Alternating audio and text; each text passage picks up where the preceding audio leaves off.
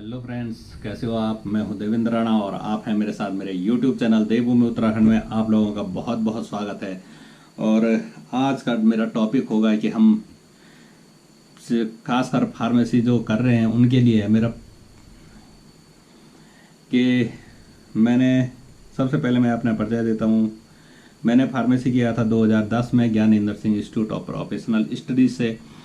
और मेरा देहरादून में रजिस्ट्रेशन किया था महानिदेशालय में। और अभी तक मैं एक बात कहना चाहूँगा कि जो हमने भी आंदोलन में भाग लिया था, 8 दिन तक मैं भी रहा था वहाँ पर लगातार। और हमने भी वहाँ पर जितना हो सके हमने अपना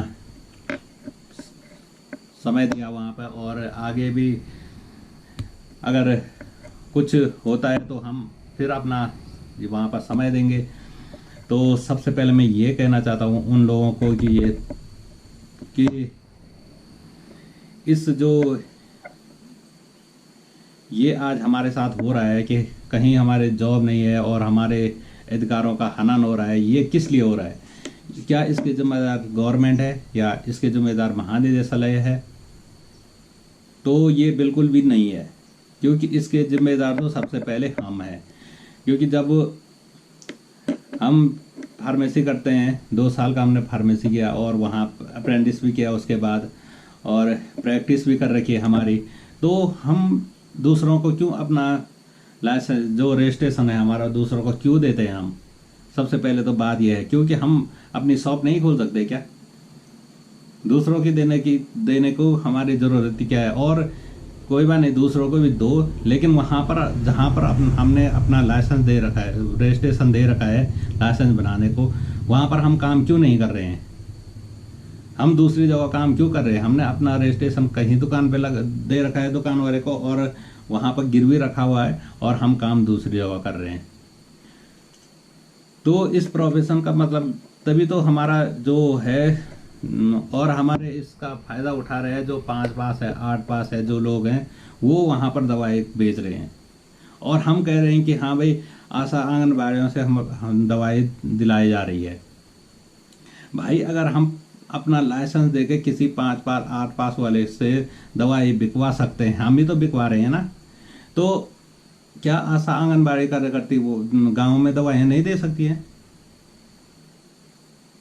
ये बात सोचने वाली है। और जब तक हम लोग अपना रजिस्ट्रेशन वहाँ से वापस नहीं करते, या वहाँ पर हम ये उनसे ये नहीं कहते कि अगर हमारे यहाँ पर रजिस्ट्रेशन है तो वहाँ पर हम काम करेंगे, तो तब तक हमारा कुछ होने वाला नहीं है।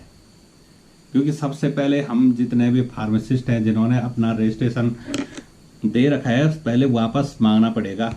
उसके बाद ही उसके बाद ही अपने आप सरकार संज्ञान में आती है। क्योंकि जो शॉप खोलते हैं, जिन्होंने बड़ी बड़ी शॉप खोली हैं, वहाँ पर तो क्या है कि उनके पास तो लाखों करोड़ों रुपए हैं, और उनके लिए शॉप खोलने कोई बड़ी बात नहीं है। और हम तो वहाँ पर इतना अफोर्ड नहीं कर सकते हैं। और अगर हम वहाँ से रजिस्ट्रेशन वापस मांगते हैं अपना, तो हमें वहाँ पर निजी वही दुकान हमें सस्ते रेटों में मिल जाएगी। और अगर हम रजिस्ट्रेशन वापस मांगते हैं, वो हमें कुछ वो करते हैं, तो हमें गवर्नमेंट जॉब देने के लिए मजबूर हो जाएगी।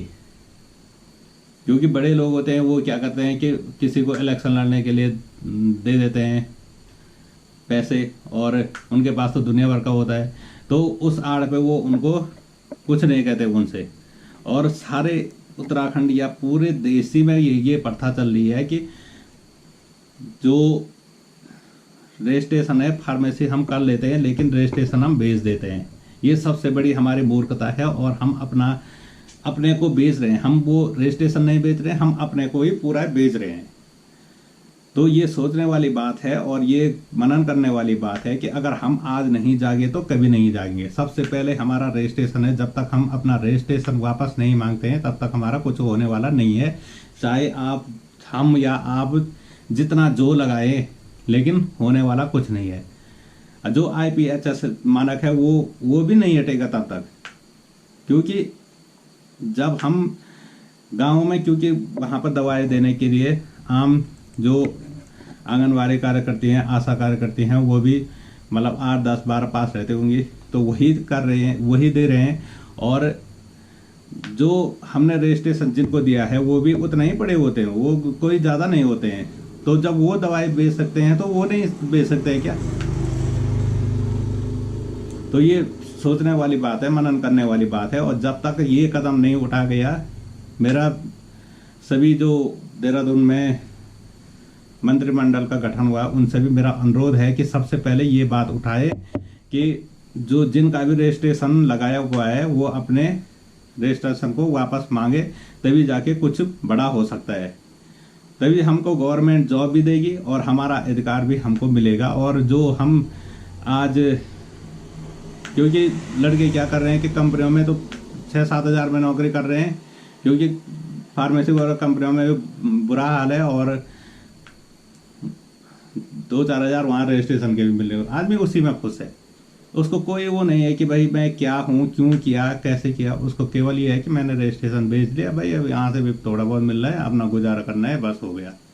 कि ये फार्मेसी मैंने इसीलिए की। अगर आपको ऐसे करना था तो फार्मेसी की क्यों?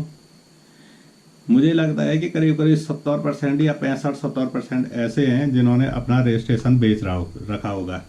देहरादून में 95% दुकानें ऐसी हैं जो दूसरे की रजिस्ट्रेशन पर चला रही है अपनी शॉप, और वहाँ पर कोई फार्मेसी का बंदा है ही नहीं।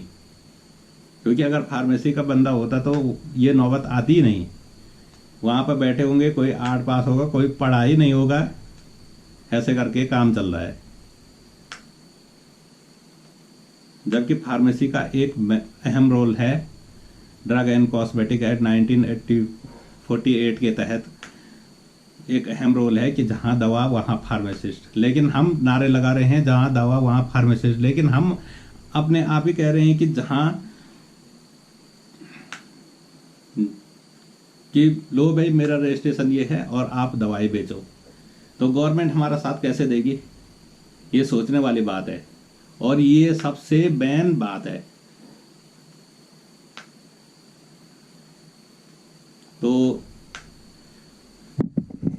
दोस्तों आपसे यही कहूँगा, निवेदन है, विनम्र निवेदन से के साथ कह रहा हूँ कि अपना जो रजिस्ट्रेशन है पहले वो वापस मांगे। अगर वापस नहीं मांगते हैं तो उनको कहें कि हमें भी यहाँ पर, अगर हमारा रजिस्ट्रेशन लगाया हुआ है तो हमें यहाँ पर जॉब दें।